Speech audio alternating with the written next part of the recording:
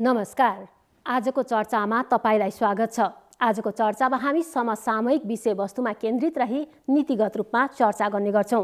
दर्शकवृन्द, यति बेला स्थानीय तहको निर्वाचनको मतगणना जारी रहेको छ।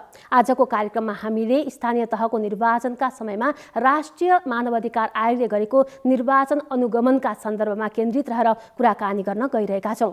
कुराकानीका लागि आज हामीसँग हुनुहुन्छ राष्ट्रिय मानवाधिकार आयोगका सचिव मुरारी प्रसाद खरेल। सचिवजी, यहाँलाई स्वागत छ कार्यक्रममा। धन्यवाद। हजुर, स्थानीय तहको निर्वाचन लगभग सकिएको छ र यति बेला मतगणना जारी रहेको छ हैन? यहाँले यो निर्वाचनलाई मानवाधिकारको दृष्टिकोणले अनुगमन पनि गर्नुभएको छ। कसरी अनुगमन गर्नुभयो, यसको प्रक्रिया चाहिँ के रह्यो?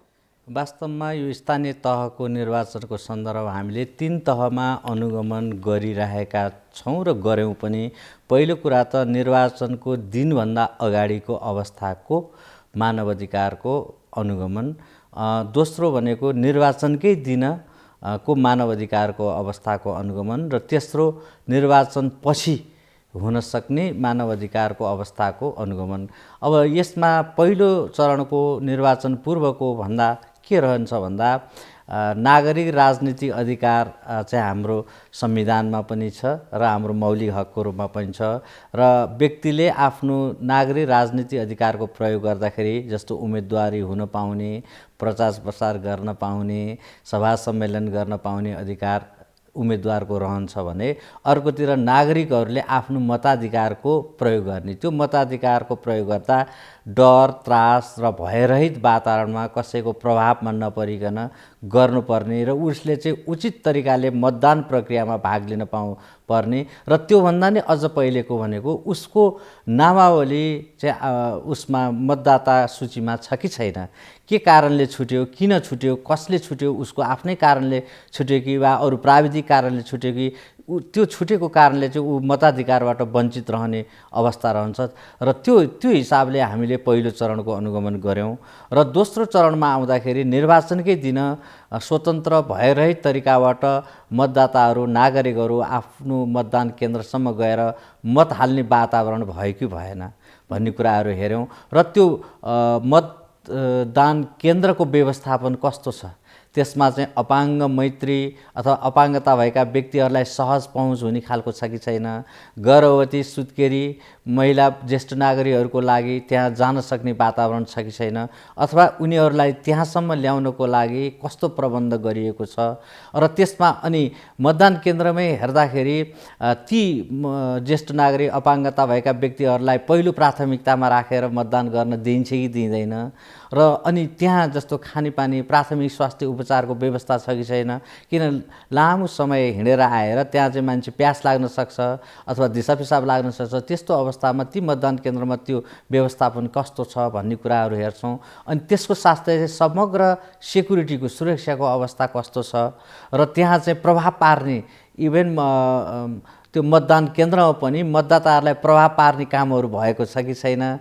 अनि त्यसपछि त्यो मतदानमा सक्रिय रहने कर्मचारीहरूले कसरी काम गरिएको छन्, उनीहरूका पनि समस्या छन् कि, त्यो प्रक्रियाको बारेमा हामीले अनुगमन गर्यौं र तेस्रो तहमा भनेको त्यसपछि मतदान प्रक्रिया सकियो, अब चाहिँ काउन्टिङको गणनाको अवस्थामा आइसकेपछि त्यहाँ चाहिँ सर्वदलीय सबैकोलाई चित्त बुझ्ने किसिमबाट के चाहिँ तय गरिएको छ र कसरी चाहिँ मतदान प्रक्रिया सुरु गरिएको छ भन्ने हेर्छौँ। अनुगमन यहाँले गरि पनि राखेका छौँ। त्यसपछि त्यो प्रक्रियामा चाहिँ त्यो बदर र सदर कसरी गरिन्छ भन्ने कुरा, त्यसमा सबै दल वा प्रतिनिधिहरूको चाहिँ सहभागिता छ कि छैन भनेर हेर्छौँ र त्यसपछि विजय भइसकेपछि पनि विजय सभामा जुलुसमा कस्ता किसिमका नारा लगाउँछ, कसैलाई होच्याउने किसिमको गरिन्छ कि अरूलाई प्रभाव पार्ने किसिमको गरिन्छ कि त्यो पनि हेर्छौँ। यसरी चाहिँ हामीले 3 चरणमा चाहिँ यो मानवाधिकारको दृष्टिकोणबाट यो निर्वाचनको अवधिमा आयोगले अनुगमन गरिराख्नु भएको छ। अहिले पनि गरिराख्नु भएको छ हैन? यहाँले भन्नुभयो निर्वाचन भन्दा अगाडिको समय, निर्वाचनको दिनको समय र त्यसपछिको अहिलेको अनुगमन जारी छ। हाम्रो टोली फिल्डमै हुनुहुन्छ, कतिपय टोलीहरू, र त्यो गणना प्रक्रियाको अथवा गणना किन ढिलाइ ढिलाइ भयो, के कारणले ढिलाइ भयो भन्ने यी सबै प्रक्रियाहरूको चाहिँ अनुगमन गरिएको अवस्था छ। हजुर, ओभरअलमा अनुगमन अझै बाँकी नै छ, तर बाँकी यति नै छ। हुँदाहुँदै पनि यहाँले चाहिँ सोचे अनुरूप चाहिँ शान्तिपूर्ण निर्वाचन भएन भन्ने खालको कुरा ल्याउनु भएको छ होइन? कस्तो पाउनुभयो यहाँले? निर्वाचनभन्दा अघिल्लो दिनदेखिकै समीक्षा गर्दाखेरि मानव अधिकार आयोगले मानव अधिकारको दृष्टिकोणबाट चाहिँ कस्तो पायो? वास्तवमा यो अहिले समयअनुसारको यो मतदान प्रक्रियाहरू पनि परिवर्तन हुँदै जान्छन् र अहिलेको आइटीको जमानामा विशेष गरी यो सूचना प्रविधिलाई कसरी प्रयोग गर्ने भन्ने कुरा पनि महत्त्वपूर्ण हुन्छ र यो सन्दर्भमा हामीले विगतमै गरिरहेको सुरक्षा प्रबन्धबाट भन्दा धेरै मतदाताहरू थपिएको पनि अवस्था छ र त्यो मतदाता थपिएको मतदातालाई थप सुरक्षा र उम्मेदवारको पनि सुरक्षा दिने हिसाबले सुरक्षा प्रबन्ध कसरी गरिएको छ भन्ने पनि प्रमुख रहन्छ र निर्वाचन आयोगले निर्वाचनको व्यवस्थापनलाई कसरी गरिएको छ भन्ने कुरा पनि आउँछ। यो सन्दर्भमा हेर्दाखेरि विगतको तुलनामा आयोगले चाहिँ शान्तिपूर्ण हुन्छ, झडपहरू हुँदैनन्, तनाव हुँदैन होला, शान्ति सुरक्षाको व्यवस्था अझ सुदृढ हुन्छ होला भन्ने चाहिँ अनुमान गरेको थियो। यद्यपि यस्तो निर्वाचनको क्रममा केही छिटपुट घटनाहरू हुन्छन्, तर अहिले चाहिँ आएको अनुगमनबाट सरकारले पनि के भनेको थियो भने सबै व्यवस्थापन मिलाइसकेको छ, शान्ति सुरक्षा चुस्त दुरुस्त छ भनिएको थियो। राजनीतिक दलहरू पनि हामी प्रजातान्त्रिक मूल्य मान्यता अनुसार चाहिँ निर्वाचनमा भाग लिन्छौँ, सरिक हुन्छौँ, त्यसैले त्यसमा एक अर्कालाई आक्षेप लगाउने, त्यसमा प्रभाव पार्ने किसिमको काम हुँदैन भनिरहेको अवस्था थियो र निर्वाचन आयोगले पनि सम्पूर्ण व्यवस्थापनको पक्ष सुदृढ रहेको र भयरहित डर त्रास बिनाको अवस्थामा मतदान प्रक्रिया हुन्छ भनिरहेको सन्दर्भमा हामी पनि केमा ढुक्क थियौँ भन्दा अत्यन्तै शान्तिपूर्ण हुन्छ, एकदम प्रतिस्पर्धात्मक हुन्छ, तर एकदमै शान्तिपूर्ण तरिकाबाट होला भन्ने हामीले पनि अनुमान गरेका थियौँ। तर घटनाक्रममा त्यस्ता धेरै घटनाहरू भए जहाँ चाहिँ झडपहरू भए, घाइते भए, हवाई फायर भए, मतपत्र मतपेटिकासम्म लुटेर लैजाने खालका घटनाहरू भए। यसरी हेर्दा चाहिँ त्यो अपेक्षा गरी अनुरूपको चाहिँ शान्तिपूर्ण नभएको हो कि भन्ने मात्रै हो। तर समग्रमा हेर्दाखेरि हुन त अब 10,000 मतदान केन्द्रहरूमा 100-150 मतदान केन्द्रमा यस्ता तनाव हुनु हेर्दाखेरि प्रतिशतको हिसाबले अत्यन्तै न्यून हो। त्यो 0.001 पनि हुन सक्ला, तर जति हामीले अपेक्षा गरेका छौँ सबैको अपेक्षा थियो, हामीले मात्रै होइन, सबै राजनीतिक दल, निर्वाचन आयोग, सरकार, मतदाता सबैको अपेक्षा अनुसार चाहिँ अलि बढी तनावपूर्ण रह्यो। केही स्थानहरूमा झडपहरू भए, हवाई फायर भयो भन्ने कुरा रहेको हुनाले हामीले अपेक्षा गरिएको अनुसार अलि हुन नसकेको हो भन्ने कुरालाई इङ्गित गर्न खोजेको हो। हजुर, यहाँका जुन 7वटा उच्च स्तरीय टोली र 45वटा टोली अन्य टोलीहरू 77वटै जिल्लामा खटिएका छन् यति बेला होइन? त्यसरी यहाँले अनुगमन गरिराख्नु भएको छ। त्यो हेर्दाखेरि सामान्यतया बाहिरबाट हेर्दा जुन खालको झडपका कुराहरू अरू बढी भएका कुराहरू चाहिँ देखिन्छन्, तर यहाँले अघि भने जस्तो मेन तरिकाका शौचालयका कुरा गर्नुभयो, यहाँले ज्येष्ठ नागरिकका कुरा गर्नुभयो, यहाँले अपाङ्गता भएका व्यक्तिका कुरा गर्नुभयो, यहाँले कुन कुन जिल्लामा त्यसरी मानव अधिकारको दृष्टिकोणले हेर्दाखेरि मानव अधिकार उल्लङ्घन भएका जिल्लाहरू चाहिँ कुन कुन पाइयो? त्यो जिल्लाहरू त लगभग सबै जिल्लाहरूमा छ, त्यो हिसाबले व्यवस्थापन हुन नसकेको। मतदान केन्द्रहरूको पनि हेर्दाखेरि अधिकांश चाहिँ कतिपय अवस्थामा सिँढी चढेर मतदान गर्ने ठाउँसम्म पुग्नुपर्ने धेरै मतदान केन्द्रहरू हामीले पायौँ। धेरैजसो स्कुलहरूमा मतदान केन्द्र राखिएको हुँदा स्कुलमा स्वभावतः सिँढी चढेर जानुपर्ने अवस्था हुँदाले त्यहाँ व्हिलचेयर लगायतका ज्येष्ठ नागरिकहरूलाई माथि जान गाह्रो पर्ने हुन्छ। पहाडी मतदान केन्द्रहरूमा पहाडमा भिरालो हुन्छ र सामान्यतया त्यो भिरालोमा स्कुलहरू अलि माथि हुने भए हुनाले त्यो उकालो चढेर व्हिलचेयर जान सक्ने अवस्था देखेको छैन, नभएको अवस्था छ। र अनि कतिपय अवस्थामा सम्म ठाउँमा पनि त्यो डोरीको व्यवस्थापन यस्तो छ कि त्यहाँ व्हिलचेयर छिर्न सक्ने अवस्था रहेन। त्यसमा हामीले आयोगले यो विषयमा उठान पनि गरिसकेको छ। बाँकेकै त्यो राजा स्थित एउटा केन्द्रमा चाहिँ यति साँघुरो डोरी राखिएको थियो कि त्यसबाट त्यो व्हिलचेयरभित्र छिर्न नसक्ने भए हुनाले गेटसम्म व्हिलचेयरमा आएको अपाङ्गता भएका व्यक्तिलाई पनि त्यहाँबाट ओह्रालिएर अलिकति घस्रेड हिँड्नुपर्ने अत्यन्तै त्यो विभत्स खालको अनि घटनाहरू थिए, त्यस्ता त्यो सहज हुने खालको थिएनन्। त्यसैले यो चाहिँ अलिकति व्यवस्थापनको पक्षको पनि कमजोरी हो।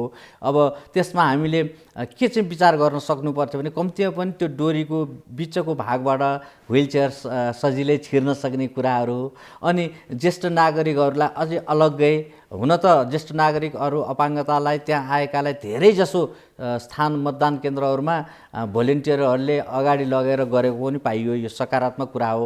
तर कतिपय अवस्थामा ज्येष्ठ नागरिकहरूलाई थाहा नभएर त्यहाँ स्वयंसेवकहरू प्रशस्त नभएर लाइनमै बस्नु परेको अवस्था, कसैले नभनिदिएको अवस्था पनि रह्यो। यो हिसाबले पनि अलिकति व्यवस्थापनलाई चुस्त दुरुस्त पार्नुपर्ने रहेछ भन्ने हामीलाई लाग्यो। र अर्को सकारात्मक पक्षहरू पनि छन् यो निर्वाचनमा। यो पालि चाहिँ पोस्टर पम्पलेटिङ कम भयो।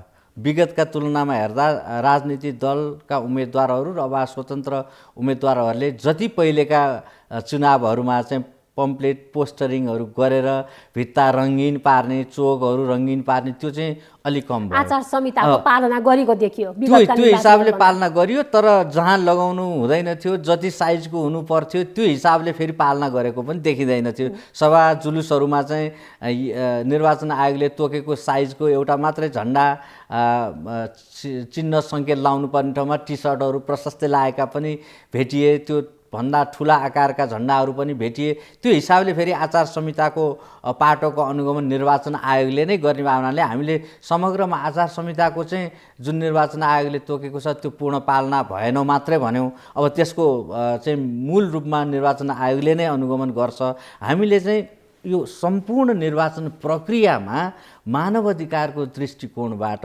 एउटा व्यक्ति छुट्यो भने पनि उसको मताधिकारको चाहिँ रक्षा हुन सकेन नि। त्यो हिसाबले हामीले हेऱ्यौँ र कतिपय अवस्थामा कस्तो पनि पायौँ भन्दा उसँग फोटोसहितको मतदाता परिचय पत्र छ, तर मत हाल्ने ठाउँमा मतदान केन्द्रसम्म पुग्दाखेरि उसको नावलीमा नाम छैन।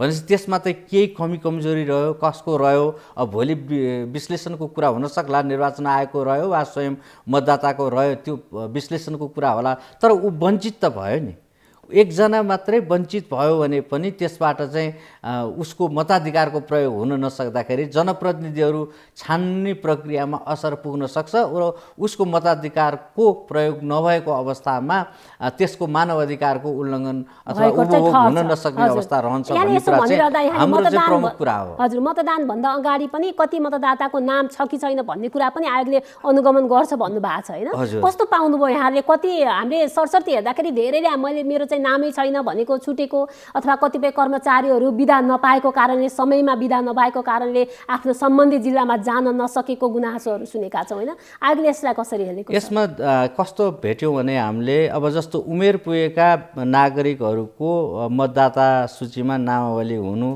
पर्दछ र यसमा कतिपय अवस्थामा निर्वाचन आयोगले सूचना जारी गरिसकेपछि नाम टिपाउन, त्यहाँ रजिस्टर गर्न आह्वान गरिसकेको पनि अवस्था थियो। तर त्यो सूचना चाहिँ सम्बन्धित मतदाताहरू नागरिकहरूका गाउँघरमा पुगेको अवस्था थिएन।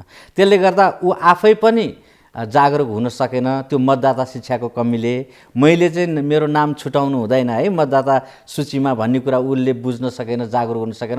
अर्को कुरा, सूचना मात्रै टाँसेर पनि भएन, त्यसको लागि अरू आवश्यक तर्जुमा पनि निर्वाचन आयोगले गर्नुपर्थ्यो। मतदाता शिक्षाको कुरा, भोलिन्टियरहरू खटाउने कुराहरू, जसले गर्दा तपाईँहरू कोही छुट्नुभयो कि यति समय छ यहाँ जानुहोस्, यसरी चाहिँ आफ्नो परिचय पत्र बनाउनुहोस् र आफ्नो मतदाता सूचीमा आफ्नो नामावली राख्नुहोस् भनेर त्योमा पनि अलिकति कमजोरी देखियो। र राजनीतिक दलहरू जो चाहिँ मत माग्न चाहिँ आउनुहुन्छ तर मतदाता छुटे कि छुटेनन् भनेर चाहिँ नजिकबाट हेर्ने त राजनीतिक दल उम्मेदवारहरू पनि हुन्, उहाँहरूबाट पनि त्यो कुरामा चाहिँ पूर्ण रूपमा चाहिँ निगरानी भएको चाहिँ पाइएन। यहाँले जुन मानवाधिकार आयोगले पनि सूचना चाहिँ निकाल्यो भनेर, तर कतिले पाए कतिले पाएनन् भन्ने जुन कुरा गर्नुभएको छ, मानवाधिकारको दृष्टिकोणबाट पनि आफ्नो अधिकारको उपभोग गर्न पाउनु हरेक नागरिकको चाहिँ त्यो अधिकार हो होइन? त्यसको लागि यहाँले पनि गाउँ गाउँमा घर घरमा त्यो मानवाधिकार आयोग यो सूचना लिएर किन पुग्न सकेन?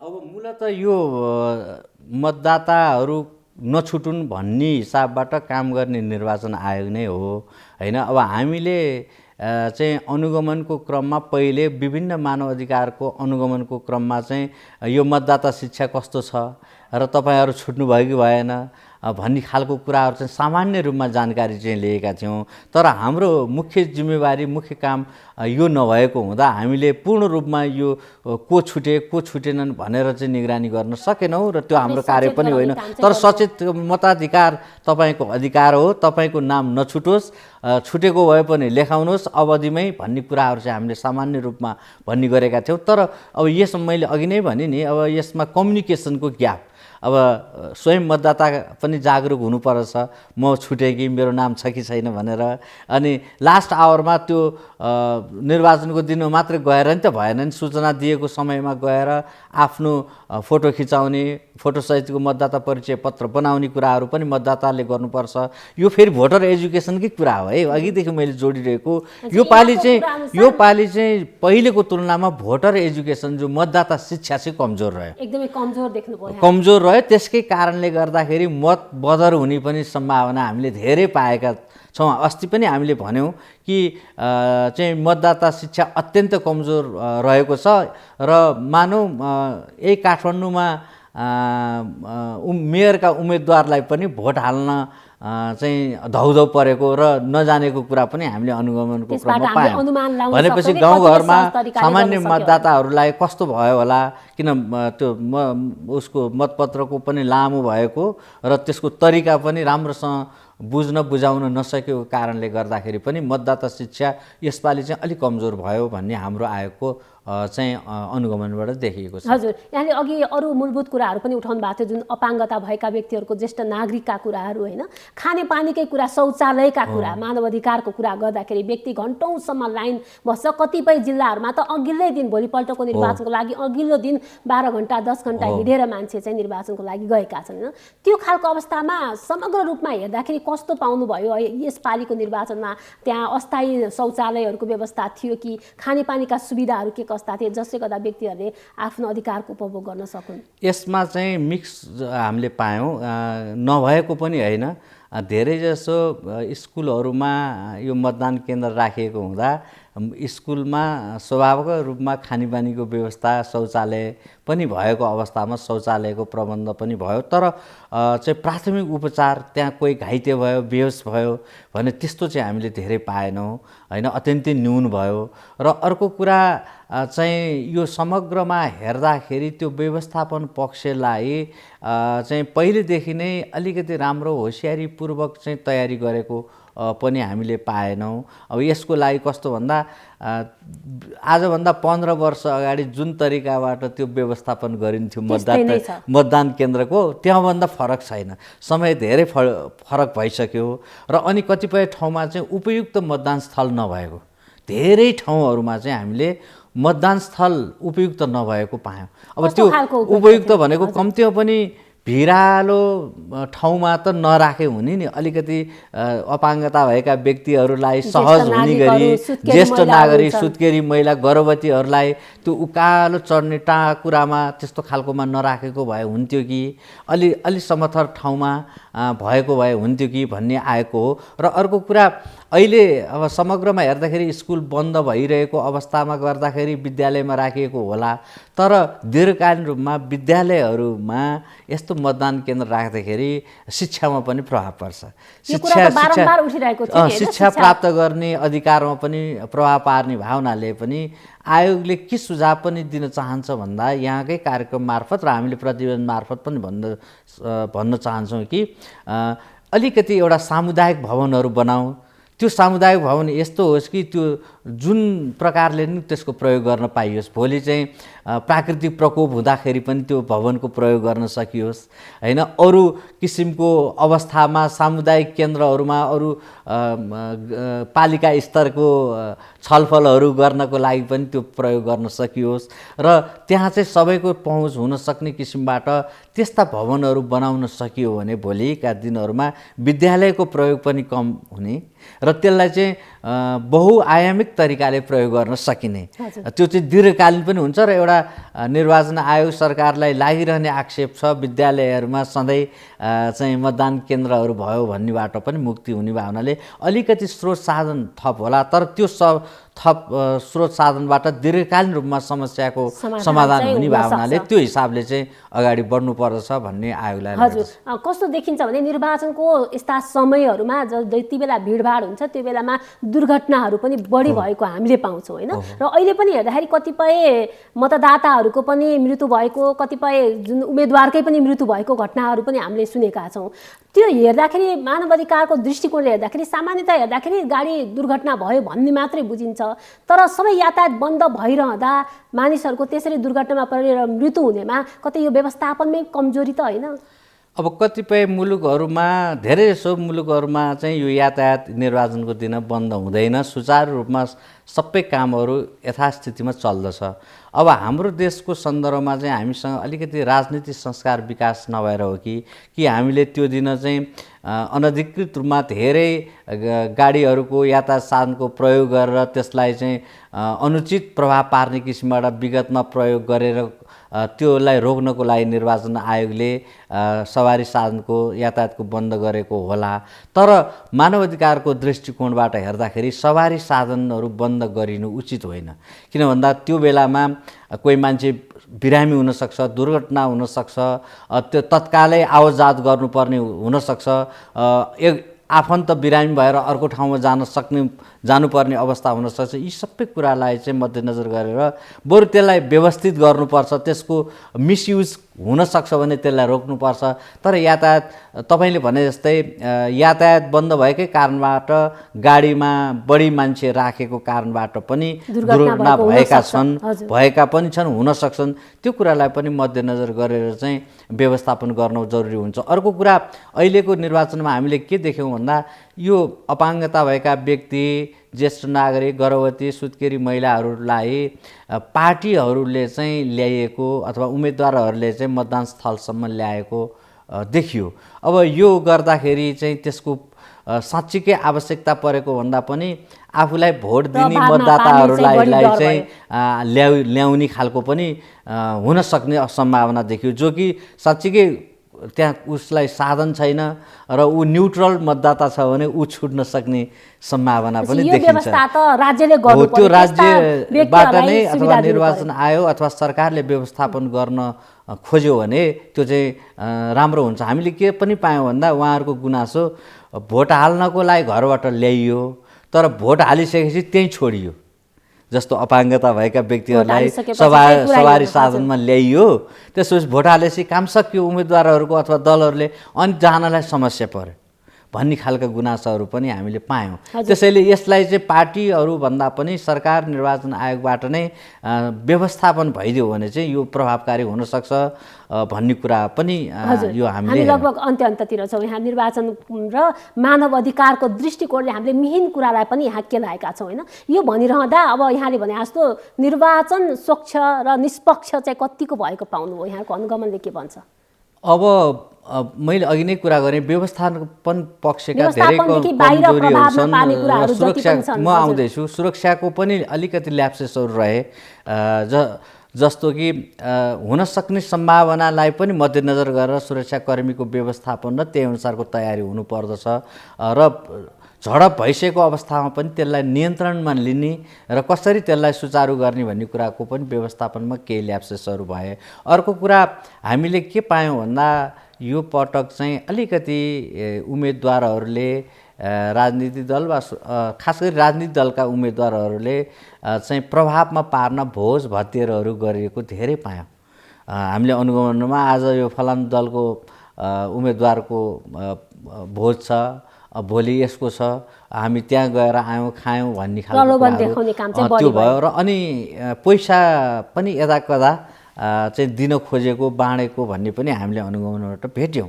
अब यसले हेर्दाखेरि चाहिँ अहिले पनि हामीसँग आफ्नो विचार, आफ्नो योजनाबाट मतदातालाई प्रभाव पार्न सक्नुपर्छ भन्ने भिजनको चाहिँ कमी जस्तो देखियो। राजनीतिक दल र उम्मेदवारहरूमा अन्य प्रकारबाट प्रभाव पारेर आफू चाहिँ जित्न सकिन्छ कि भन्ने खालको मनोभावना पनि देख्यौँ। यो चाहिँ अलिकति राजनीतिक संस्कारको विरुद्धको कुरा हो, यो राजनीतिक संस्कार होइन। त्यसैले अब हामीले चाहिँ के भन्दा मतदाताहरूलाई चाहिँ आफ्नो भिजन, आफ्नो योजना र आफूले गर्ने कामको इमान्दारिताको कुरा राखेर उहाँहरूलाई नै चाहिँ चुज गर्ने, छान्ने अवसर दिनुपर्छ, न कि अरू तरिकाबाट प्रलोभनमा पारेर छान्ने कुराहरू। निष्पक्ष रूपमा चाहिँ निर्वाचन, निष्पक्ष राज्यको स्तरबाट निर्वाचन आयोगले गर्ने कुराहरूमा त्यस्तो प्रभाव पार्ने कामहरू भएन। तर दलहरूबाट, उम्मेदवारहरूबाट चाहिँ अन्य किसिमबाट चाहिँ प्रभाव पार्न सकिन्छ कि भन्ने खालका केही घटनाहरू चाहिँ भए। त्यो कुरालाई चाहिँ अबको दिनहरूमा निरुत्साहित गर्नुपर्छ छ। र अहिले यो एउटा बहस अर्को पनि चलाउनु उपयुक्त हुन्छ कि साँच्चीकै हाम्रो निर्वाचन प्रणाली अत्यन्तै महँगो भयो।